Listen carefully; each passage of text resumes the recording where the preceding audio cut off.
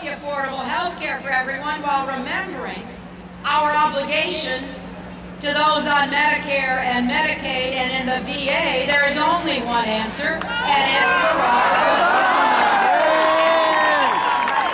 Who will work with our teachers, our families, and our students to an education policy that actually puts our children first and gives our schools the resources they need to do the job that they're seeking to do. There's only one answer, and it's Barack Obama. Troops by bringing them home from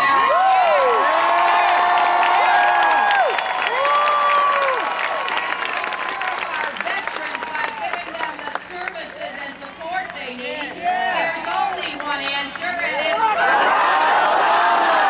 and if you want someone who will start to work with the rest of the world to once again lift up America so we lead by our values, resume our position of leadership and standing, there is only one answer, and it's Barack Obama. On every issue that is important to you, your family, this wonderful state and our country, we have a choice.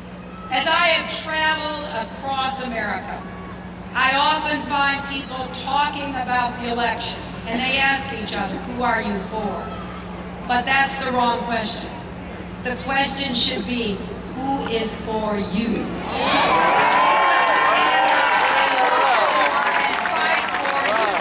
For middle-class families and hard-working families. For farmers and students and small business people and everyone across Arkansas. And the answer is Barack Obama. So, it is not very long until we have that day of reckoning, is it? Yes. 26 days. Well, and we're going to have to work every single one of those days. Because I believe that Arkansas is winnable.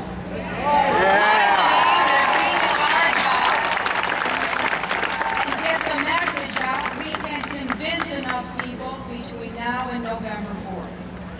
That's what I'm going to be doing across America, and that's what I ask you to do across Arkansas.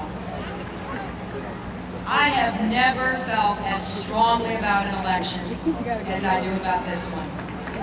I knew we had troubles in 1992, and I was very proud that my husband threw his hat in the ring when people said, we're never going to win, we're never going to elect the governor of Arkansas, but as Bill has said, he and we were on the right side of history then.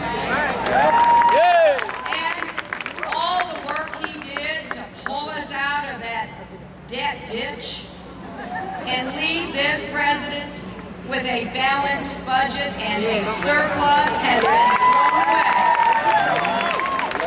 So now the problems are even worse. You know, when Bill woke up the day after the election in '92, they said, well, you know, we didn't mention this before, but the deficit's really close to $300 billion. Well, after this election, Senator Obama's going to wake up and they're going to say, you know, it's over $500 billion. And I want you to think about that day after the election. Let's suppose you stay up as late as you can, and they still haven't called the election. You can't keep your eyes open any longer, so you go to sleep. You wake up the next morning and you're scared to find out what happened. So you kind of slow walk the day. You brush your teeth for 10 minutes. You decide to make really strong coffee this morning. Finally, you just can't stand the suspense any longer. So you either turn on the TV or the radio, or you log onto the computer, or you go out to pick up the newspaper, you call a friend. How will you feel? If what you're told is 4 more years of the same